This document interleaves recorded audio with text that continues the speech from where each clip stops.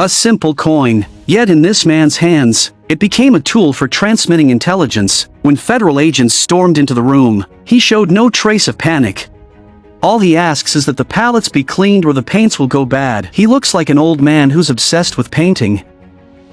As the agents searched the room, he tossed aside the agent next to him and began wiping the paint with a rag and a code sheet. He was a war hero during World War II, known as the King of Spies, nicknamed the Man of 1,000 Faces. He was the Soviet Union's most successful spy. Rudolf Abel, born in Britain, adept at disguise, fluent in multiple languages, and skilled in photography and painting, these talents allowed him to adopt various roles with ease. The film is based on the true story of American lawyer Donovan. In 1957, during the Cold War, a bloodless war raged between the US and the Soviet Union. Both countries' intelligence agencies used every means to steal and acquire all available resources and technology. Donovan, an insurance lawyer, had a client who drove into 5 cyclists. He met privately with the opposing lawyer, and the insurance company agreed to pay $3 million for the incident. However, the opposing lawyer argued that this was 5 separate incidents and demanded $15 million in compensation. Donovan, of course, disagreed, asking if knocking down all the pins in bowling would count as a single event. The opposing lawyer immediately countered, "Those are people, not bowling pins." But Donovan offered another example. If you insured a house for $3 million and a tornado destroyed it, you wouldn't pay for each piece of furniture individually. This showed that Donovan followed rules and appeared somewhat cold-blooded and emotionless. Although those victims were indeed unfortunate, he wouldn't compromise his client's interests because of it. Today, his firm took on a new case, asking him to defend a Soviet spy they had caught. Donovan was a bit stunned. He was just an insurance lawyer and hadn't dealt with criminal law in years. However, the Bar Association had voted unanimously for Donovan to take the case, suggesting he wasn't very popular. Additionally, higher authorities demanded that he take the case seriously and not make the American judicial system look like it was treating human lives as disposable. The firm couldn't refuse, and neither could Donovan. He had no choice but to take on this hot potato case, but he understood that defending a Soviet spy would lead to public contempt, win or lose, and he certainly couldn't win. At home, his family couldn't understand why Donovan would take on a case for a traitor and tried to persuade him not to. They even had the new assistant try to talk him out of it. The next day, Donovan met with Abel, who claimed he hadn't been beaten and mentioned that the other side had even offered generous rewards to turn him into a double agent, but he had refused. Donovan clarified that he wasn't working for the CIA, only providing legal counsel. If Abel agreed, he would represent him. Abel accepted without hesitation. To Abel, it didn't matter who helped him. Everyone just wanted him dead as quickly as possible. Donovan also shared some points with him, advising him not to trust anyone except Donovan himself, provided that Abel trusted him. Abel asked Donovan for a pencil, paper, and a cigarette. Initially, Donovan wanted to refuse, but Abel's next words made him hesitate. "Your country also has men like me. If they were captured, I believe you'd want them to be treated well." Meanwhile, in a small room, Air Force Officer Powers was undergoing a test to confirm he had no Soviet connections. He was about to undertake a secret mission to fly over the Soviet Union to gather enemy intelligence. If successful, this mission would give the US a slight advantage in a potential nuclear conflict with the Soviet Union. He was forbidden to mention the mission to anyone, and absolutely could not be captured. Donovan applied to the judge to extend the trial, requesting 6 weeks to organize the evidence. The judge was surprised. This was a Soviet spy, and though he had to go through legal proceedings, everyone knew his fate was certain. When Donovan went home, someone followed him, holding a photo and constantly comparing it to Donovan's face. The follower picked up speed, so Donovan hurried as well, fortunately stumbling upon some people who unintentionally blocked the pursuer for a moment. Donovan took the opportunity to hide behind a car, but he was no match for a professional agent. The man, a CIA agent, wanted information about Abel from Donovan, but Donovan refused to answer based on client confidentiality. The agent immediately invoked national security, insisting they needed to know everything Abel had said. But Donovan's professionalism was his bottom line, and he would not yield to any force. Donovan soon found evidence favorable to Abel. The agents only had an arrest warrant, but no search warrant for suspicious criminal activity, so the evidence found at Abel's residence shouldn't be admissible. The judge was speechless, as it was meant to be a formality, but Donovan was treating it seriously. An illegal foreign immigrant had no right to such privileges. Once the trial concluded, Donovan could return to selling insurance. During the trial, seeing Abel's calm expression, Donovan couldn't help but ask if he was at all worried. Would it help? The images of the atomic bomb explosion even brought some children to tears. It looked absolutely terrifying, and when Donovan got home, his young son even shared his school lesson on preparedness. Once war began, the first thing would be cutting off all utilities, so they should immediately fill the bathtub with water. If a nuclear bomb targeted the Empire State Building, everything, including them, would be melted away. So the Soviet spy Donovan was defending must have come to prepare for the bomber's arrival. Not only did his family oppose his actions, but even the other passengers on the bus glared at him when they learned he was defending a Soviet spy. The vicious stares seemed like they wanted to tear the traitor apart on the spot. When the formal trial began, the jury unanimously found Abel guilty, and the judge dismissed Donovan's request to re-evaluate the evidence. The sentencing day was set for a few days later, but Abel remained as calm as ever. Donovan brought Abel paper, a pen, and cigarettes, to which Abel expressed sincere gratitude. Donovan never questioned whether Abel was truly a spy. He simply worked tirelessly to defend his rights, which moved Abel and reminded him of an old friend. The more opposition he faced, the more determined Abel became to resist. Because of their mutual adherence to principles, a sense of respect gradually developed between them. So, Donovan decided to make another attempt. He went alone to speak with the judge about his idea. He argued that the most beneficial outcome for America would be to let Abel live. In the foreseeable future, Americans could also be captured by the Soviet Union. In such a case, they would need a bargaining chip for an equivalent exchange. This line of reasoning clearly influenced the judge, or perhaps he consulted relevant authorities. When the sentence was announced, Abel was sentenced to 30 years in prison instead of the death penalty, which caused an immediate uproar in the courtroom. Abel's feelings aside, Donovan's action had sparked public outrage, with everyone calling him a traitor. Even the head of Donovan's law firm wanted to kick him in the backside. Abel kindly warned Donovan, "You should be careful." Sure enough, that night, someone fired shots at Donovan's house. Fortunately, no one was hurt, but even when Donovan called the police, they didn't want to help him. In that moment, Donovan felt helpless. He was simply doing his job. Yet it felt as though everyone had turned against him, but no one expected Donovan's actions to prove prophetic. A similar coin used by Soviet spies to pass intelligence had become a deadly poison capsule for the US Air Force. If captured, they were instructed to use the poison needle inside to ensure a quick death. Additionally, the reconnaissance plane was equipped with a kilogram of explosives, and in the event of abandonment, the pilot had to activate the self-destruct mechanism to prevent the equipment from falling into enemy hands. Powers, resolved to face death, piloted the reconnaissance plane to secretly gather intelligence over Soviet territory. Meanwhile, Donovan applied to the Supreme Court to retry Abel's case. Although Abel was technically an enemy, he was simply serving his country. He refused to pledge loyalty to his captors or betray his ideals. He was not a coward, and America should demonstrate its greatness by granting him his rights, showcasing the strength of its own system. Isn't this dignity the most powerful weapon in this Cold War? Shouldn't our commitment to our ideals be as strong as his? Why not spare his life and establish a system of exchange that benefits both sides? Diplomacy and intelligence warfare alike are just contests for survival. Why push to mutual destruction when human civilization thrives on rules? Even in the least regulated warfare, there are still laws of war. Donovan's words perfectly aligned with the current trend of establishing rules, which was an outcome many were willing to see. And this idea was about to come to fruition. Powers' reconnaissance plane was attacked over Soviet airspace, with 2 missiles hitting the wings, causing the plane to plummet uncontrollably. Powers should have activated the self-destruct button immediately, but he hesitated. In that moment, he was thrown out of the cockpit and desperately tried to reach the control panel to press the button, but ultimately failed and was ejected from the plane. He deployed his parachute and chose not to use the poison capsule. A few days later, the US president announced that a NASA climate monitoring aircraft had gone missing north of Turkey. NASA expressed concern that the pilot might have perished in the crash. Radar showed the plane had veered off course and accidentally entered Soviet airspace. This complicated the efforts to recover the plane's remains and the pilot's body. Powers' trial in the Soviet Union was swift. The judge sentenced him to 10 years in prison,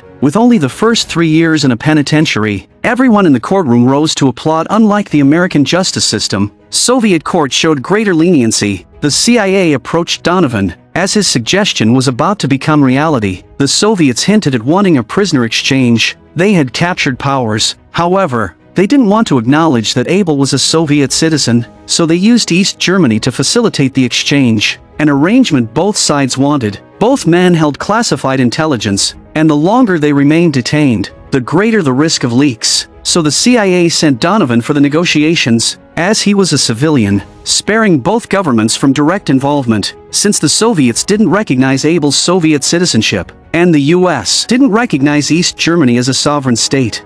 Donovan was sent as a private individual and not an official representative. If something went wrong, the CIA would not intervene. Everything would depend on Donovan. The negotiation location was East Berlin, and the official gave Donovan time to consider whether to accept the mission. Without hesitation, Donovan agreed. East Berlin was currently in a state of turmoil, with the Soviet Union effectively controlling East Germany, deploying guards everywhere to prevent escapes to West Germany. An American student, assuming he was above suspicion, tried to argue with a guard but was promptly thrown into jail. Donovan told his wife he was going on a business trip to Scotland, then traveled to Berlin with the CIA. The CIA informed him that East Germany had arrested an American student, Pryor, planning to charge him with espionage and possibly sentence him to death. Thus, East Germany might attempt to use Pryor as a bargaining chip in the exchange for Abel. The agent instructed Donovan to refuse any deal involving Pryor, focusing solely on the exchange for Powers. Pryor would have to wait for another opportunity at his residence. The agent gave Donovan further instructions,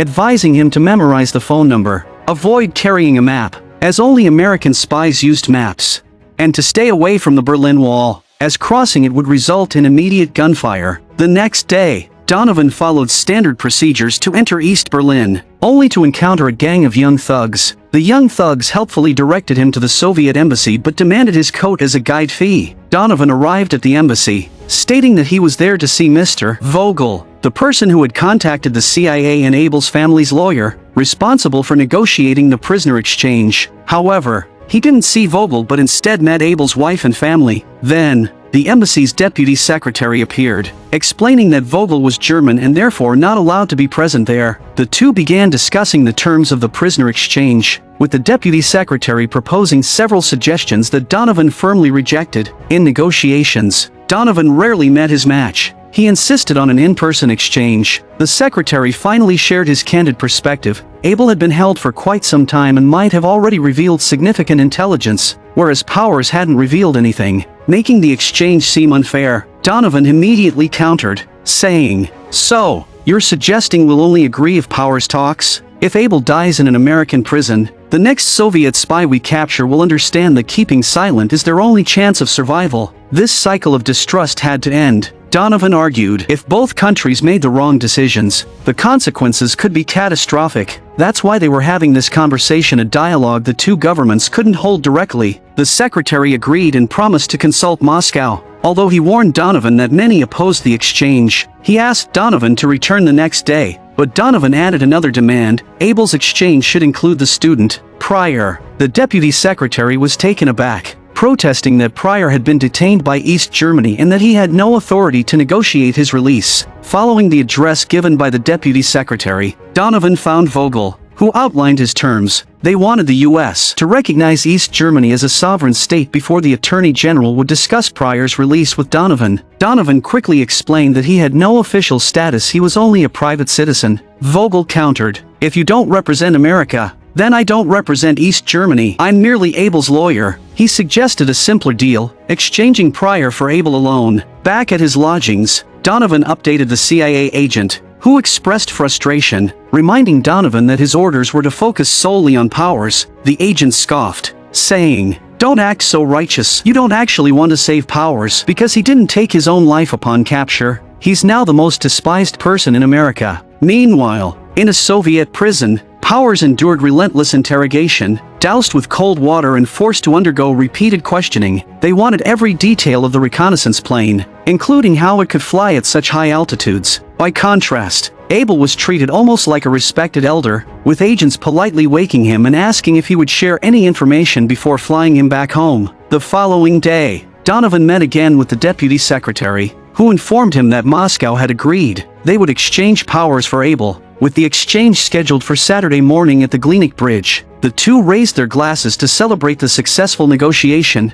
Donovan asked, as an aside, what would happen to Abel once he returned to the Soviet Union. The deputy secretary was honest. Abel would first undergo an evaluation to determine whether he had defected. The outcome of that assessment could be severe, given the current tense climate where everyone was at risk. But as they clinked glasses, an assistant handed Donovan a letter. Vogel had cancelled the exchange, refusing to release Pryor. He believed Donovan was deceitful, trying to buy one, get one free. Vogel felt insulted that Donovan had proposed trading Abel for Pryor to East Germany while negotiating with the Soviet Union to exchange Abel for powers. "You're underestimating us. East Germans," Vogel scolded. Donovan tried to explain, using an analogy from his insurance work about cases involving multiple claims. Trading Abel for the prisoners is a single event, isn't it?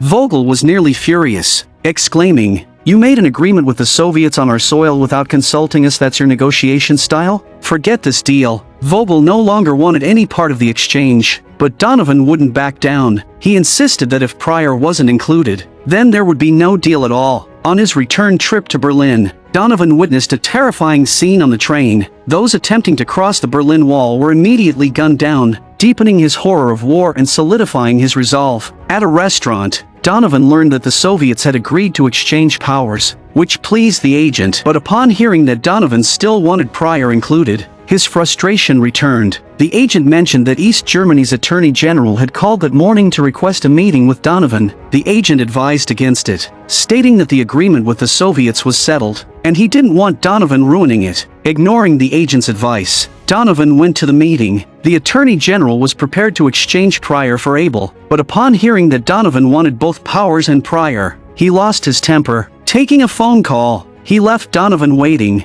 After an hour, a young assistant told Donovan he could leave, as the Attorney General had left for other matters. Donovan asked the assistant to relay a message. "Tomorrow morning, the exchange will only happen if Powers and Pryor are included. Otherwise, I won't trade Abel. If you're unwilling to make the deal, inform the Soviets yourself. If I don't receive a response by the end of the day, there's no deal, and we can all enjoy a good night's sleep." Hearing about Donovan's actions, the CIA agent was thoroughly frustrated. Yet Donovan remained calm, asking the agent for some change to call home and assure his wife of his safety. That night, a group of people anxiously waited by the phone, with Donovan feeling a bit uneasy. If the Attorney General didn't respond, he might have really messed things up. But then, the phone rang, and everyone held their breath. The other side agreed to exchange two people for Abel, but they had one condition. When Powers was released on the bridge, Pryor would be released separately at a checkpoint, not on the bridge. Perhaps this was their way of asserting the final decision-making power,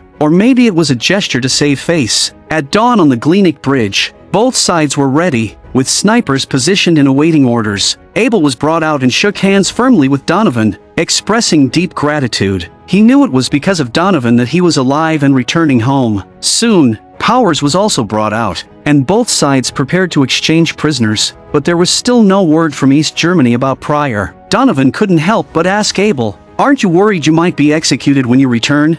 Abel replied, "Does worrying help? It depends on how they receive me. If they hug me, I'm a hero. If they put me in the back seat, I might be a hero in death." Both men took off their hats for easier identification, but seeing no sign of Pryor, Donovan temporarily halted the exchange. Both sides, wanting to avoid complications, urged him to proceed with the exchange. When Abel learned that Donovan was waiting for someone, he didn't ask questions. He simply stopped in his tracks to repay Donovan for his help. Abel decided this was the time to return the favor. After a few moments, a car finally pulled up at the checkpoint. Pryor was indeed brought by Vogel. The CIA agent took the student without acknowledging Vogel, who stood by silently. Clearly, they still refused to recognize East Germany. Abel left Donovan a gift, but Donovan was at a loss for what to give Abel in return. Abel told him, "Going home is the best gift." The exchange was finally successful, and Powers received a warm embrace from his comrades. Donovan didn't leave immediately. He stood on the bridge, watching. He saw that Abel didn't receive a hug.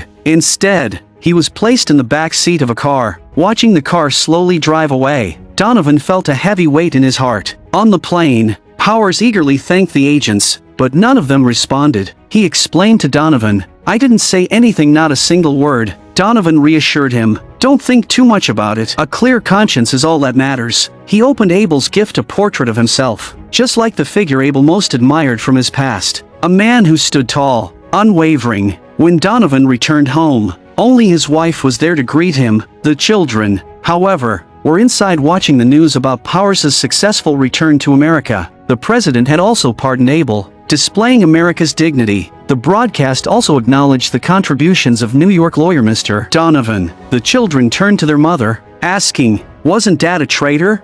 His wife hurried to find Donovan, only to see him already fast asleep on the bed. Overnight, Donovan went from being condemned as a traitor to being recognized as a hero in everyone's eyes. He had brought home his fellow countrymen, even receiving a softened gaze from a woman who had once looked at him with disdain on the bus. A smile appeared on Donovan's face, especially when he saw children climbing over barriers, making him feel a profound connection. After the success of the exchange, Donovan was invited by President Kennedy to handle war negotiations on behalf of the United States. He later helped secure freedom for more than 9,000 individuals. The Glienicke Bridge, which connected East and West Germany, eventually became known as the Bridge of Spies due to numerous exchanges of captured spies. The fates of Powers and Abel were strikingly different. Powers faced criticism upon his return for failing to activate the plane's self-destruct mechanism and not taking his own life, bringing shame to America. In 1977, Powers died in a helicopter crash while returning to the airport after running out of fuel. In contrast, Abel was honored upon his return to the Soviet Union. He didn't return to active espionage but instead trained future spies and later passed away from lung cancer in Moscow. I'm a movie enthusiast. Please subscribe to my channel, and I'll see you next time.